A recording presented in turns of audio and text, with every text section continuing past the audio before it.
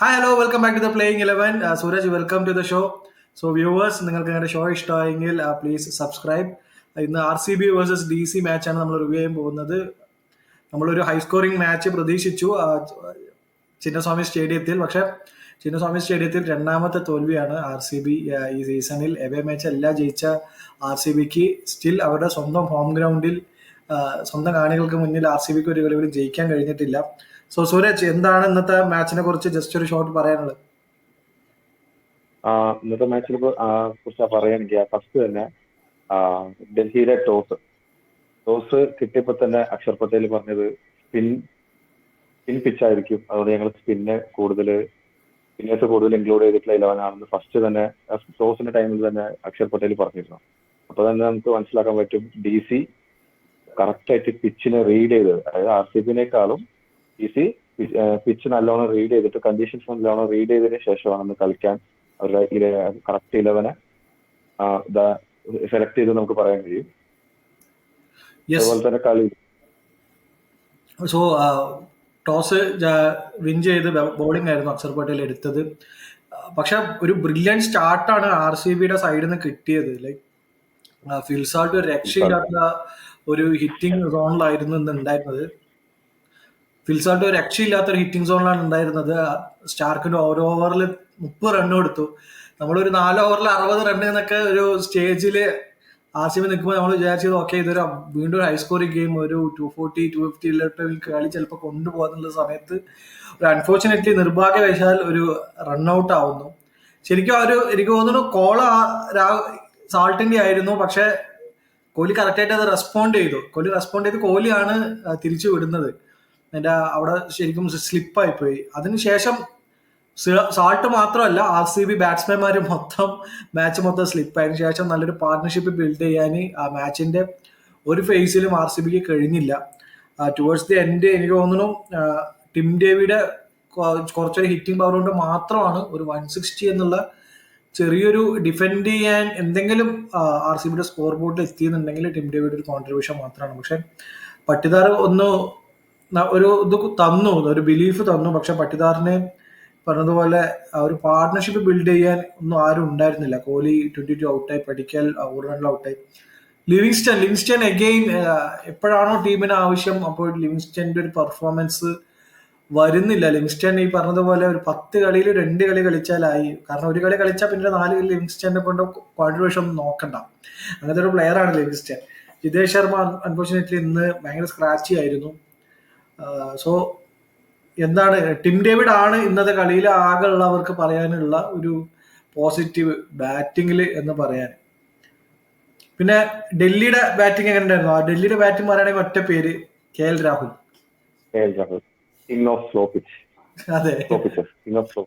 അതെ, ശരിക്കും രാഹുലിന് ഒരു എന്താ പറയാ, രാഹുലിനൊരു കറക്റ്റ് ടൈലർ മെയ്ഡ് ചേസ് ആയിരുന്നു. ഒരു 169 160 170 എന്നൊക്കെ പറയുന്നത് രാഹുലിന് T20 ഒരു ശരിക്കും രാഹുലിന് വേണ്ടി ഉണ്ടാക്കിയ ഒരു സ്കോറാണ് ഇങ്ങനത്തെ സ്കോറുകളെല്ലാം. പക്ഷെ നന്നായിട്ട് ബോൾ ചെയ്തു. നമ്മൾ ഈ പറഞ്ഞ പോലെ ഇത്രയും ഒരു ഫൈറ്റ് ബാക്ക് നമ്മൾ പ്രതീക്ഷിച്ചില്ല RCBന്റെ സൈഡിൽ നിന്ന്. ഭുവനേശ്വർ കുമാർ എക്സലന്റ് ആയിട്ട് നമ്മൾ എടുത്ത് പറയേണ്ടത് തന്നെയാണ്. അതെ, നമ്മൾ ഇപ്പുറത്ത് നമ്മൾ ബുംറ എന്ന് പറയുമ്പോൾ നമ്മൾ മറക്കുന്ന ഒരാളുണ്ട്. പവർ പ്ലേ ന്യൂ ബോളില് ഇന്ത്യയെ ലാസ്റ്റ് ഡിക്കേഡിൽ ഏറ്റവും കൂടുതൽ ഇന്ത്യയെ വിജയം ടെസ്റ്റിലായാലും വൺ ഡേയിലായാലും T20 ആയാലും ന്യൂ ബോളിൽ ഏറ്റവും കൂടുതൽ ഇന്ത്യയെ ഹെൽപ്പ് ചെയ്തിട്ടുള്ള ഒരു ബൗളർ തന്നെയാണ് Bhuvneshwar Kumar. Record wicket taker ആയി ആസ് എ പേസർ. ചഹലും അശ്വിനും ആരും മാത്രമാണ് ഫ്രണ്ടിലുള്ളത് തോന്നുന്നുണ്ട് എനിക്ക്. ചഹല് മാത്രമാണ് ഫ്രണ്ടിലുള്ളത്. ബാക്കി പേസർമാരിൽ ഏറ്റവും കൂടുതൽ IPL വിക്കറ്റ് എടുത്തത് ഇപ്പൊ ഭുവനേശ്വർ കുമാറാണ്. ആൻഡ് ഈ പറഞ്ഞതുപോലെ ഭുവനേശ്വർ കുമാർ നല്ലൊരു ട്രസ്റ്റ് നൽകി. പക്ഷെ ആ ഫസ്റ്റ് ഇനീഷ്യൽ വിക്കറ്റ് ജേക്ക് ഫ്രേസർമാർക്ക് കംപ്ലീറ്റ്ലി ഔട്ട് ഓഫ് ഫോം ആയി. ഈ IPL മാത്രമല്ല, ഈ കഴിഞ്ഞ സീസൺ മൊത്തം ഈ ഒരു കലണ്ടർ ഇയർ മൊത്തം ജേക്ക് ഫ്രേസർമാർക്കിന്റെ ബാറ്റിൽ നിന്ന് റൺസ് ഇതുവരെ പ്രൊഡ്യൂസ് ചെയ്തിട്ടില്ല. എനിക്ക് തോന്നുന്ന ഒരു ടഫ് കോൾ ആണ് ഡൽഹി. അവര് ജയിച്ചുകൊണ്ടിരിക്കുന്നുണ്ട്, അതുകൊണ്ട് വിന്നിംഗ് കോമ്പിനേഷൻ പൊട്ടിക്കണ്ടെന്ന് പറഞ്ഞിട്ട് വേറെ ആളെ കൊണ്ടുവരാത്താണോ എന്ന് അറിയില്ല. ബട്ട് സ്റ്റിൽ ജേക്ക് ഫ്രേസർമാർക്കിന്റെ സൈഡിൽ നിന്ന് കോൺട്രിബ്യൂഷൻ വന്നാൽ എനിക്ക് തോന്നുന്നു ജേക്ക് ഫ്രേസർമാർ കളിക്കാതെ തന്നെ അവർ ഇത്രയും പെർഫോം ചെയ്യേണ്ടതെന്നുണ്ടെങ്കിൽ ആളുകൂടി പെർഫോം ചെയ്യുമ്പോൾ ഒരു കംപ്ലീറ്റ് ബാലൻസ് സൈഡായിട്ട് മാറുമെന്ന് തോന്നുന്നു. ശരിയാണ്. കഴിഞ്ഞ IPL കഴിഞ്ഞിട്ട് post IPL 2024 Jake Fraser McGurk 38 innings ആണ് T20 കളിച്ചിട്ടുള്ളത്. അതിൽ 17 സിംഗിൾ ഡിജിറ്റ് സ്കോർസ് ആണ്, ഇൻക്ലൂഡിങ് 4 ഡക്സ്. ലാസ്റ്റ് 1 ഇയർ ആയിട്ട് മൂപ്പർക്ക് ഫ്രേസർക്ക് T20 അധികം ഷൈൻ ചെയ്യാൻ പറ്റിയിട്ടില്ല. Winning combination Fraser winning combination ഈ ടീമിന്റെ കോമ്പിനേഷൻ ചേഞ്ച് ചെയ്യാതിരിക്കാൻ വേണ്ടിയിട്ടായിരിക്കും അവര്. അതുപോലെ തന്നെ കേൽദാഹുലിന്റെ മിഡിൽ ഓർഡറിലെ സ്ട്രെങ്ത് അത് മാറ്റി ഓപ്പണർ ആക്കാനുള്ള അവരുടെ ആ ഒരു വീക്ക്നെസ്, മിഡിൽ ഓർഡർ വീക്ക്നെസ്സും കൂടെ കണ്ടിട്ടായിരിക്കാം ഫ്രേസറിനെ ഓപ്പണിംഗ് തന്നെ വിജയിക്കുന്നത്. സോ ഇന്ന് നമ്മൾ പറയുകയാണെന്നുണ്ടെങ്കിൽ ഇന്ന് ശരിക്കും ഒറ്റ പേര്, ഇപ്പോൾ നമ്മൾ പറഞ്ഞ പോലെ KL രാഹുൽ എന്നൊരാളാണ് ഈ പറഞ്ഞതുപോലെ ഇന്നത്തെ മൊത്തം ചേസ് കൊണ്ടുപോയത്. കാരണം ഫസ്റ്റ് 24 ബോളിൽ 24 റണ്ണാണ് സ്കോർ ചെയ്തത്. അതിന് ശേഷമുള്ള 9 റൺ വരെ ഉണ്ടായിരുന്നു ആ കറക്റ്റ് ഫസ്റ്റ് മഴ ഷവർ ചെയ്യുന്ന വരുമ്പോൾ. അപ്പൊ ടീം 99 ആയിരുന്നു. DLS പാർ സ്കോർ 106, സ്ക്രീനിൽ വന്നിരുന്നത് 106, 8 റൺ ബിഹൈൻഡ് ആയിരുന്നു ആ ഓവറിൽ. ഹേസൽവുഡിന്റെ കൃണാൽ പാണ്ഡ്യന്റെ ആ ഓവറിലാണ് കളി, ഹേസൽവുഡിന്റെ ആ ഓവറിലാണ് കളി അങ്ങോട്ട്. ഹേസൽവുഡിനെ ഒരു പെരുക്കങ്ങ് പെരുക്കും. ആ ഓവറിലാണ് ശരിക്കും കളി അങ്ങ് മാറിയത്. ആ ഓവറിൽ കളി അങ്ങോട്ട് മാറി. അതെ. സോ ഇതാണ് KL Rahul currently white ball ക്രിക്കറ്റിൽ ഇന്ത്യയുടെ ബെസ്റ്റ് വിക്കറ്റ് കീപ്പർ ബാറ്റർ. അത് KL രാഹുൽ ആണെന്നുള്ള കാര്യത്തിൽ ഒരു ഡൗട്ടില്ല. നമ്മളിപ്പോൾ പറഞ്ഞ പോലെ T20 KL രാഹുലിനെ പരിഗണിക്കുന്നില്ല. പക്ഷെ ഒരുപാട് വിക്കറ്റ് കീപ്പേഴ്സ് ബാറ്റേഴ്സ് ഇപ്പോൾ ആ ഒരു പ്ലേസിന് വേണ്ടി ബാറ്റിൽ ചെയ്യുന്നുണ്ട്. സഞ്ജു ഫ്രണ്ട് ലൈനിലുണ്ട്. പന്ത് ഔട്ട് ഓഫ് ഫോം ആണെങ്കിലും വൺസ് പന്ത് ഏതെങ്കിലും ഒരു ഇന്നിങ്സ് സ്കോർ ചെയ്ത് കഴിഞ്ഞാൽ BCCയുടെ ഒരു സർക്കിളിൽ പന്ത് വരും, അത് കാര്യം ഉറപ്പാണ്. അതോടൊപ്പം തന്നെ ഇഷാൻ കിഷൻ ഫസ്റ്റ് ഒരു കളി കളിച്ചു, പിന്നെ കംപ്ലീറ്റ് ഔട്ട് ഓഫ് ഫോം ആണ്. ബട്ട് ഇഷാൻ കിഷനും ആ ഒരു പ്ലേസിന് വേണ്ടി ഫൈറ്റ് ചെയ്യുന്നുണ്ട്. ബട്ട് ഇവരുടെ എല്ലാ മുകളിൽ KL രാഹുൽ എന്ന വൻമരം ഇപ്പൊ നിൽക്കുകയാണ്. കാരണം ചിലപ്പോ ഇനി വരുന്ന സീരീസിലോട്ടും അടുത്ത വേൾഡ് കപ്പിലോട്ടും BCCI ചിലപ്പോ ഫോഴ്സ്ഫുള്ളി KL രാഹുലിനെ പരിഗണിക്കേണ്ടി വരും എന്ന് എനിക്ക് തോന്നുന്നു. കാരണം ഇത്രയും ഗെയിമിൽ കൊണ്ടുപോകാൻ പറ്റുന്ന ഒരു പ്ലെയർ വേറില്ല. പറയും BCCIയുടെ wicket keeping option, T20 wicket keeping ഓപ്ഷനെ റീകൺസിഡർ ചെയ്യുന്നതിന്റെ പെർഫോമൻസ് തന്നെയാണ് KL രാഹുൽ ചാമ്പ്യൻസ് ട്രോഫിയിലായാലും ഈ IPL നമുക്ക് തെളിയിച്ചുകൊണ്ടിരിക്കുന്നത്. Yes, completely. ഇന്ന് പറയുന്ന പോലെ അക്ഷർ പട്ടേലിന്റെ ആ ഒരു അനാലിസിസും ഒന്ന് കറക്റ്റ് ആയിരുന്നു, പിച്ച് അനാലിസിസും. കാരണം ഇന്നത്തെ സ്കോർ ലൈൻ എടുത്ത് നോക്കുകയാണെന്നുണ്ടെങ്കിൽ രണ്ട് സൈഡിൽ നിന്നും ബെസ്റ്റ് പെർഫോമൻസ് ബോളിംഗിൽ വന്നിരിക്കുന്നത് സ്പിന്നിൽ നിന്നാണ്. പറഞ്ഞതുപോലെ DC സൈഡിൽ നിന്ന് കുൽദീപ് യാദവും വിപ്രാജും 4 ഓവർ എറിഞ്ഞു. വിപ്രാജ് 18 റൺസിന് 2 wicket, Kuldeep Yadav 4 over 17 2 wicket. Yes, of course Axar കുറച്ച് എക്സ്പെൻസീവ് ആയിരുന്നു. പക്ഷെ അക്സർ പവർ പ്ലേയിൽ കണ്ടാണ് ആൾ ബോൾ ചെയ്തത്. സോ അതൊരു എക്സെപ്ഷണൽ കേസ് മാറ്റി നിർത്തി കഴിഞ്ഞാൽ ഈ 2 റിസ്റ്റ് സ്പിന്നേഴ്സ് സൂപ്പറായി ബോൾ ചെയ്തു. ഇപ്പുറത്ത് സുയാ ശർമ്മയും സൂപ്പറായിട്ട് ആ ഒരു സ്പിന്നറുടെ ജോലി കംപ്ലീറ്റ് ചെയ്തു. ബട്ട് വിപ്രാജിന്റെ കേസ് എടുക്കുകയാണെന്നുണ്ടെങ്കിൽ ഈ പറഞ്ഞതുപോലെ ഒരു ന്യൂ ടാലന്റ് ഫൗണ്ടഡ് അല്ലെ DC സൂപ്പർ പ്ലെയർ, നല്ല ബൗൾ ചെയ്യുന്നുണ്ട്. നമ്പർ 8 വന്ന് നല്ല ഹിറ്റ് ചെയ്യാൻ പറ്റുന്നുണ്ട്.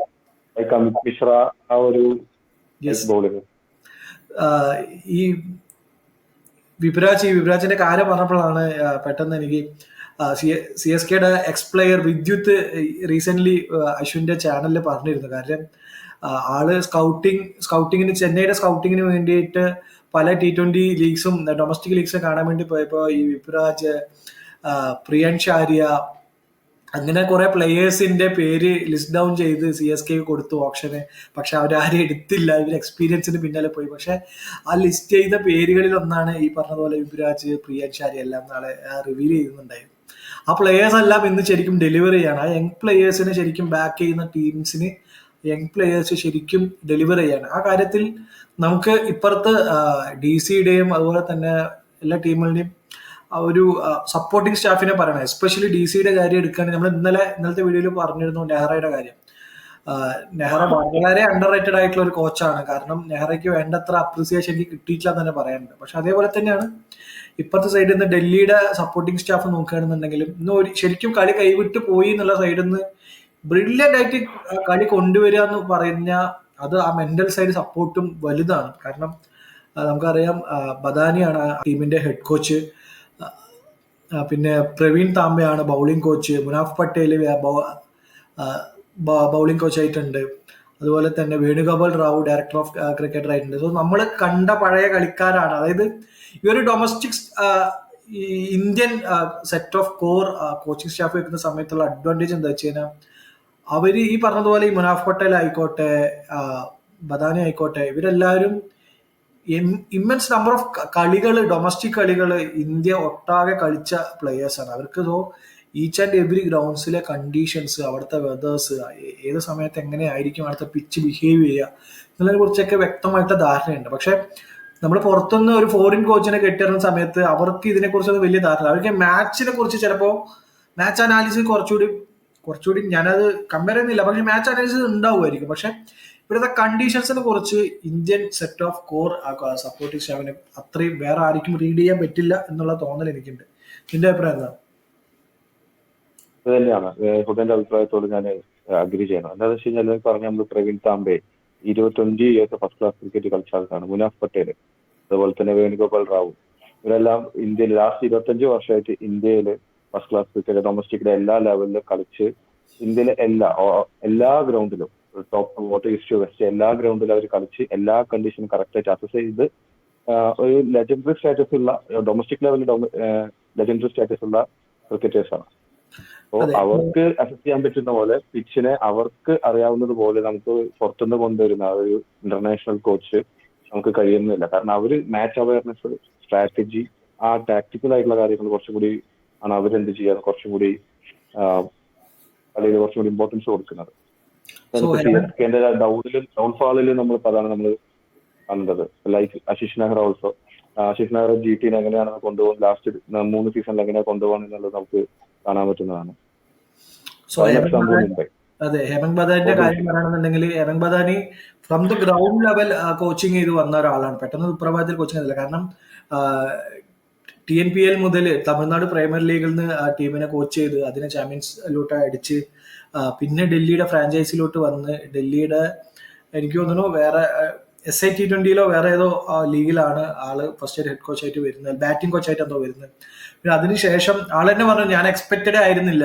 കാരണം ഡൽഹി ഫ്രാഞ്ചൈസിലോട്ട് വിളിക്കുന്ന സമയത്ത് ആള് പ്രതീക്ഷിക്കുന്നത് ഓക്കെ ഒരു ബാറ്റിംഗ് കോച്ചൊക്കെ ആയിട്ടായിരിക്കും വിളിക്കുന്നുണ്ടാവുമെന്നാണ് ആള് പ്രതീക്ഷിക്കുന്നത്. ബട്ട് ഹെഡ് കോച്ച് എന്നുള്ളൊരു കോളാണ് ശരിക്കും ഡൽഹി ഫ്രാഞ്ചൈസിന് വരുന്നത്. കാരണം kudos to the Delhi franchisee. കാരണം ഒരു ഗ്രൗണ്ട് ലെവലിൽ നിന്ന് വന്നൊരു പ്ലെയറിനെ ഇത്രയും സപ്പോർട്ട് ചെയ്ത് ബാക്ക് ചെയ്ത് ഒരു ഹെഡ് കോച്ച് ആക്കുന്നതിന്. സോ RCBയുടെ കാര്യങ്ങൾ RCB പാനിക് ആവുന്ന സിറ്റുവേഷൻ ഒന്നും അല്ല. കാരണം 5-ൽ 2 തോറ്റിട്ടുള്ളൂ, 3 ജയിച്ചിട്ടുണ്ട്, 3 എവേ ഗെയിം ജയിച്ചിട്ടുണ്ട്. സ്റ്റിൽ അവർക്ക് അവരുടെ ഹോം ഗ്രൗണ്ടിനെ ഇതുവരെ ക്രാക്ക് ചെയ്യാൻ പറ്റിയിട്ടില്ല. സോ RCBയുടെ സൈഡിൽ നിന്ന് എന്തെങ്കിലും ചേഞ്ചസ് കാര്യങ്ങൾ വേണമെന്നുണ്ടോ? RCBയുടെ എനിക്കൊരു സ്പിൻ ബൗളിംഗ് ഡിപ്പാർട്ട്മെന്റ് ആണ് എനിക്ക് കുറച്ചും കൂടെ ചേഞ്ച് ചെയ്യേണ്ടതെന്നുള്ളത്, കുറച്ചുകൂടി ഇംപ്രൂവൈസ് ചെയ്യേണ്ടതെന്നുള്ളത് എനിക്ക് ഒരു സജഷനായിട്ട് എനിക്ക് തോന്നിയത് കളി കാണുമ്പോൾ. കാരണം ഇന്ന് DC ആ കളിയിലേക്ക് തിരിച്ചു വന്നത് അവരുടെ സ്പിൻ ഡിപ്പാർട്ട്മെന്റിന്റെ മികവ് കൊണ്ട് തന്നെയാണ്. 4 ഓവറിൽ 62-1 സ്കോർ ചെക്ക് ചെയ്യുമ്പോൾ സ്പിൻ സാൾട്ട് വിക്കറ്റ് പോയ ആ ഓവറിൽ.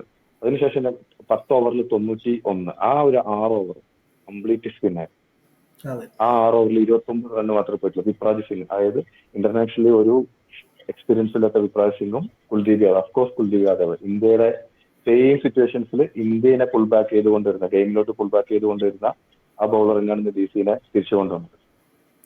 ആ സ്പിന്നേഴ്സ് കാരണമാണ് എന്തായത് DC ആ പിച്ചസിൽ ഇന്ന് ആ കളിയിൽ തിരിച്ചു വന്നത്. ആ ഒരു സ്പിൻ ഡിപ്പാർട്ട്മെന്റ് ആണ് എനിക്ക് അത് തോന്നിയത് കുറച്ചുകൂടെ.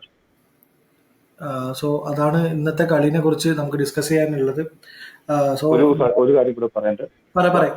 ആസ് എ മുംബൈ ഫാൻ ഇന്നത്തെ കളി കണ്ടിട്ട് എനിക്ക് വിഷമം തോന്നിയത് അത് തന്നെയാണ്. അന്ന് വിഘ്നേഷ് പുത്തൂർ, സെയിം കുൽദീപ് യാദവിന്റെ സെയിം ബോളിംഗ് സ്റ്റൈലുള്ള ചൈനാമീൻ ബൗളർ വിഘ്നേഷ് പുത്തൂർ അന്ന് വിക്കറ്റ് എടുത്തിട്ട് മുംബൈ പാണ്ഡ്യ സെക്കൻഡ് ഓവർ കൊടുത്തില്ല. നമ്മുടെ രജത് പട്ടിദാറും വിജയ് ശർമ്മയും സ്പിന്നെ നല്ല ഡോമിനേറ്റ് ചെയ്ത് കളിക്കുന്നു വിചാരിച്ചുകൊണ്ട് വിഘ്നേഷ് പുത്തൂറിനെ കൊടുക്കാതെ അന്ന് ചെയ്തു. ആ ഒരു മിസ്റ്റേക്ക് ഇന്ന് അക്ഷർ പട്ടേൽ ചെയ്തില്ല. അവരുടെ സ്ട്രെങ്ത്തിനെ അവർ ബാക്ക് ചെയ്തു. അതുകൊണ്ടാണ് ഇന്ന് DCക്ക് നല്ലൊരു ടോട്ടല് അവരെ റിസ്ട്രിക്ട് ചെയ്യാൻ പറ്റിയത്. 140 റെസ്ട്രിക്ട് ആവേണ്ടതാണ്. അക്ഷർ പട്ടേലിന്റെ 19th ഓവറും ചാർക്കിലെ 20th ഓവർ ടിം ഡേവിഡ് കളിച്ചുകൊണ്ട് മാത്രമാണ് അവർക്ക് ഒരു ഫൈറ്റിംഗ് ടോട്ടൽ 163 കിട്ടിയത്. സോ നാളത്തെ കളി നമുക്ക് ജസ്റ്റ് ഒന്ന് ടച്ചപ്പ് ചെയ്തിട്ട് പോവാം. നാളെ ചെന്നൈ വേഴ്സസ് കൊൽക്കത്ത. നാളത്തെ ടോക്കിംഗ് പോയിന്റ് എന്ന് വെച്ചാൽ ഇന്ന് ഉച്ചയ്ക്ക് തന്നെ വൈകുന്നേരം തന്നെ ആകെ ഇന്റർനെറ്റ് ബസ്സായിരുന്നു. അത് ഫ്ലമിംഗ് അവസാനം കൺഫർമേഷൻ കൊടുത്തു. Ruturaj is ruled out for the season. Again തല ഈസ് ലീഡിങ് CSK. എന്താണ് അതിനെ കുറിച്ചുള്ള അഭിപ്രായം? ഓണസ്റ്റ് അഭിപ്രായം ആസ് എ ക്രിക്കറ്റ് ഫാൻ, ധോണിയുടെ ക്യാപ്റ്റൻസി എന്ന് പറയുന്നത് നാളത്തെ കളിയിൽ ചെന്നൈയുടെ ആദ്യത്തെ 5 കളിയേക്കാളും ഭയങ്കര ഡിഫറെന്റ് ആയിരിക്കും. ഒരു ആസ് എ വിക്കറ്റ് കീപ്പർ കൊടുക്കുന്ന ഇൻപുട്ടിനേക്കാളും ധോണിയുടെ ക്യാപ്റ്റന്റെ ഡിസിഷൻസ് ഉണ്ടാവും, ഭയങ്കര ഡിഫറെന്റ് തന്നെ ആയിരിക്കും. ബോളിംഗ് ചേഞ്ചസിലും ഫീൽഡ് പ്ലേസ്മെന്റിലൊക്കെ അത് ചെന്നൈക്ക് എന്തായാലും ഒരു പോസിറ്റീവ് തന്നെ ആയിരിക്കും. പക്ഷെ പ്ലേയേഴ്സിന്റെ അതിൽ എന്തൊക്കെ ചെയ്യാൻ പറ്റുക എന്നുള്ളതായിരിക്കും നാളത്തെ കളിയിൽ ചെന്നൈ ജയിക്കുമോ ഇല്ലയോ എന്ന് അറിയേണ്ടത്. സോ എനിക്ക് നാളത്തെ കളി പറഞ്ഞതുപോലെ ഋതുരാജ് വളരെ എന്താ പറയാ ഒരു ക്യാപ്റ്റൻസി മെറ്റീരിയൽ ആയിട്ട് തോന്നുന്നില്ല. കഴിഞ്ഞ സീസൺ ആയിക്കോട്ടെ ഈ സീസൺ ആയിക്കോട്ടെ ആളുടെ റിസോഴ്സ് യൂട്ടിലൈസേഷൻ എല്ലാം വളരെ ബിലോ പാറാണ്. യെസ്, ധോണി ക്യാപ്റ്റൻസിലോട്ട് വരുമ്പോൾ അതൊരു അഡ്വാൻറ്റേജ് ആണ് CSKക്ക്. കാരണം ആള് ഇത്രയും വർഷത്തെ എക്സ്പീരിയൻസും കാര്യങ്ങളൊക്കെ ഉണ്ട്. പക്ഷെ എനിക്ക് തോന്നുന്ന കാര്യം എന്ന് വെച്ചാൽ ആൾക്ക് 44 വയസ്സാവാനായി. ഈ അടുത്ത മാസം എങ്ങാനും ചിലപ്പോൾ ആൾക്ക് 44 വയസ്സാണ്. സോ സ്റ്റിൽ ഒരു ഫ്രാഞ്ചൈസി 44 വയസ്സുള്ള ഒരാളിനെയാണ് ക്യാപ്റ്റൻസിലോട്ട് ഡിപ്പെൻഡ് ചെയ്യുന്നത് പറയുന്നത്. അതെനിക്ക് ഭയങ്കര സർപ്രൈസിങ് ആണ്. കാരണം ഇപ്പോൾ ഒരു ഫോർ എക്സാമ്പിൾ ഇപ്പോൾ മുംബൈയുടെ കേസ് എടുത്തു. മുംബൈ ഇപ്പോൾ ബാഡ് റിസൾട്ട്സ് വന്നിട്ട് ഇപ്പോൾ ഹാർദിക് പാണ്ഡ്യനെ സാക്ക് ചെയ്യാണ് വിചാരിക്കും. ക്യാപ്റ്റൻ സാക്ക് ചെയ്യണമെന്നുണ്ടെങ്കിൽ അവർക്ക് പോകാൻ ഇഷ്ടംപോലെ പ്ലേയേഴ്സ് ഉണ്ട്. സൂര്യ ഉണ്ട്, ബുംറ ഉണ്ട്, ഈവൻ തിലക് വർമ്മ വരെ അവർക്ക് വേണമെങ്കിൽ അവർക്ക് ഒരു യങ് ക്യാപ്റ്റനായിട്ട് കൺസിഡർ ചെയ്യാം. പക്ഷേ ഈ ഫ്രാഞ്ചൈസിലോട്ട് വരുമ്പോൾ ഇനി അടുത്ത ഒരു ജനറേഷൻ പ്ലെയർ എന്ന് പറയാൻ ഗായ്ക്കവാദ് അല്ലാതെ വേറൊരു പ്ലെയർ അവരുടെ സെറ്റ് ഓഫ് ഇതിലില്ല, വേറെ പ്ലെയേഴ്സിനൊന്നും ഇല്ല. കാരണം ഈവൻ ഗായ്ക്കവാദിനെ തന്നെ ഗായ്ക്കവാദിന്റെ ഫസ്റ്റ് സീസണിൽ സ്പാർക്ക് ഇല്ല എന്നുകൊണ്ട് കുറെ കളിപ്പിച്ചിട്ടില്ല. പിന്നെ കമ്പൽസറി ആ ഒരു സിറ്റുവേഷൻ ആ ഒരു പൊസിഷനിൽ കളിക്കാൻ ആളിലായപ്പോഴാണ് ഗായ്ക്കവാദ് വരുന്നു. ഗായ്ക്കവാദ് പെർഫോമൻസ് ആ ടീമിന്റെ പാർട്ട് ഓഫ് ഇതാവുന്നത്. പറഞ്ഞ പോലെ CSK സംബന്ധിച്ചിടത്തോളം ഫാൻസുകാരെല്ലാം ഓക്കെയാണ്. പക്ഷെ ഋതുരാജ് ഇല്ലാത്തത് അവരുടെ ബാറ്റിംഗ് ഡിപ്പാർട്ട്മെന്റിനെ ഓൾറെഡി ഭയങ്കര വീക്കാണ് അവരുടെ ബാറ്റിംഗ് ഡിപ്പാർട്ട്മെന്റ്. സോ ഇനി ഋതുരാജ് പോകുന്ന സമയത്തിന് റീപ്ലേസ് ചെയ്യാൻ അപ്പുറത്ത് ഹോഡേ ഉള്ളൂ. കാരണം വേറെ ആരും ഇല്ല. ഇനിയിപ്പോ എനിക്ക് തോന്നുന്നില്ല ഇനിയിപ്പോ ചിലപ്പോ അവര് ആൻഡ്രസ് സിദ്ധാർത്ഥനെ പോലെ വിനീഷ് ബേദി എന്ന് പറഞ്ഞ ഏതൊരു പ്ലെയറും കൂടി അവരുടെ ആൻഡ്രസ് സിദ്ധാർത്ഥന്റെ ഒരു ചാൻസ് ചിലപ്പോൾ നാളെ കിട്ടിയേക്കും. അല്ല ഇനിയിപ്പോ വീണ്ടും ഒരു ഹൂഡയിലോട്ട് തന്നെ തിരിച്ചു പോവാണെന്നുണ്ടെങ്കിൽ അവിടെയാണ് എനിക്ക് പറയാനുള്ളത്. കാരണം ഈ ബാക്കിയുള്ള ഫ്രാഞ്ചൈസികളെല്ലാം യങ് പ്ലേയേഴ്സിനെ ബാക്ക് ചെയ്തു. ഇപ്പൊ പ്രിയൻ ഷാരിനെ പോലെ ഒരു പ്ലെയറിനെ ബാക്ക് ചെയ്തപ്പോ ഓപ്പൺ ചെയ്യും, അടി ഔട്ടായാലും പ്രശ്നമില്ല. കാരണം പ്രസന്റേഷനിൽ അവൻ പറഞ്ഞു, കാരണം കഴിഞ്ഞ മാച്ച് ഡക്കായി, ഫസ്റ്റ് ബോൾ ഡക്കായി. പക്ഷെ ക്യാപ്റ്റൻ വന്ന് എന്നോട് പറഞ്ഞു കുഴപ്പമില്ല, നിന്റെ നാഷണൽ ഗെയിം കളിക്ക്, ഔട്ടാവട്ടെ. ആ ഒരു മെന്റാലിറ്റി എന്തെന്നില്ല ഇപ്പോൾ CSKയിലോട്ട് വരുന്നില്ല. സോ നാളത്തെ കളി കൊൽക്കത്തയ്ക്കും ഭയങ്കര നിർണായകമാണ്. കൊൽക്കത്ത കൺസിക്യൂട്ടീവ് ഡിഫീറ്റ് ആയിട്ട് വരികയാണ്. കഴിഞ്ഞ കളി ഡിഫീറ്റ് ആണ്, ഓൾറെഡി ഓൾമോസ്റ്റ് ജയിക്കേണ്ട കളിയിലോട്ട് തിരിച്ചു വന്ന് സെക്കൻഡ് ഹാഫിലാണ് അവർക്ക് കളി ശരിക്കും പതറിയത്. അവരുടെ സൈഡിൽ നിന്ന് സ്പിൻ ഡിപ്പാർട്ട്മെന്റ് വളരെ സ്ട്രെങ്ത് ആണ്. നരേനും ചക്രവർത്തിയും നാളെ മേ ബി അവരുടെ ഭയങ്കര ട്രബിൾ ചെയ്തേക്കാം CSK ബാറ്റേഴ്സിന്. CSK ബാറ്റേഴ്സ് ഓൾറെഡി അവർ ഫോം ഔട്ടിലാണ്. സോ നാളത്തെ ഒരു പ്രഡിക്ഷൻ എന്താണ്? KKR ജയിക്കുന്നതാണ് എൻ്റെ ഒരു prediction. Okay, paper KKR better സൈഡാണ്. പക്ഷെ എനിക്ക് എന്തോ നാളെ ഇനിയിപ്പോ തലയെല്ലാം ക്യാപ്റ്റനായി വന്ന് ചെന്നൈയില് വീണ്ടും ധോണി ക്യാപ്റ്റനായി വന്ന് കളി ജയിപ്പിച്ച് ആ ഒരു സെലിബ്രേഷൻ എല്ലാം ഉണ്ടാവുന്ന ഒരു ഇൻസിഡന്റ് തോന്നുന്നു എനിക്ക്. മേ ബി ചിലപ്പോൾ നാളെ ചെന്നൈ ജയിക്കാൻ ചാൻസ് ഉണ്ട് എന്നൊരു തോന്നല്ല. ബട്ട് പേപ്പറിൽ KKR ആണ് കൂടുതൽ ശക്തർ. കാരണം അവര് തോറ്റ 2 കളി പോലും നല്ല ഫൈറ്റ് ചെയ്തിട്ടാണ് തോറ്റിക്കുന്നത്. ലാസ്റ്റ് കളിയൊക്കെ ലാസ്റ്റ് ഓവർ വരെ പോയിരുന്നത്. അതിന് തൊട്ട് മുന്നത്തെ കളിയാണെങ്കിലും അവർ അതുപോലെ തന്നെയാണ് ഫൈറ്റ് ചെയ്തിട്ട് തന്നെയാണ് പോയത്. ചെന്നൈയുടെ കളി നോക്കുകയാണെങ്കിൽ കഴിഞ്ഞ കളി മാത്രമാണ് അവർ ഇന്ത്യൻ്റെയോടെ കളിച്ചത്, അല്ലാതെ അവർ 20 ഓവർ തീർക്കാൻ വേണ്ടി കളിച്ച പോലെ നമുക്ക് തോന്നിയത്. ഇപ്പൊ ഗെയ്ക്വാഡാണ് അവരുടെ ആകെ ഒരു ടോപ്പ് ഔട്ട് സ്ട്രൈക്ക്. ഗെയ്ക്വാഡാണ് ഫസ്റ്റ് ബോൾ മുതൽ കുറച്ചെങ്കിലും കളിക്കുന്നത്. കമ്പാരിറ്റീവ്ലി രജിൻ രവീന്ദ്രനെ നോക്കുമ്പോൾ ഫസ്റ്റ് ബോൾ മുതൽ ഹിറ്റ് ചെയ്യാൻ ശ്രമിക്കുന്ന ഒരു നാച്ചുറലി അങ്ങനെ എന്തെങ്കിലും ശ്രമിക്കുന്ന ഒരാളാണ് ഗെയ്ക്വാഡ്. ആളും കൂടെ പോയി ഔട്ട് ഓഫ് ഫോമിലുള്ള ഹൂഡ, ഔട്ട് ഓഫ് ഫോമിലുള്ള ത്രിപാഠി, ആ ഒരു ബാറ്റിംഗ് ലൈനപ്പ് നോക്കുമ്പോൾ എനിക്ക് ഫസ്റ്റ് KKR ഫസ്റ്റ് ബാറ്റിംഗ് എടുക്കുവാണെങ്കിൽ 180+ പോസ്റ്റ് ചെയ്യുവാണെങ്കിൽ ചെന്നൈക്ക് ജയിക്കാനുള്ള ചാൻസ് ഡെഫിനറ്റ്ലി ഫസ്റ്റ് ബാറ്റിംഗ് എടുക്കുള്ളൂ. KKR എന്നല്ല, ഏത് ടീമും ഇവർക്ക് എതിരെ ഫസ്റ്റ് ബാറ്റിംഗ് എടുക്കുള്ളൂ. So that's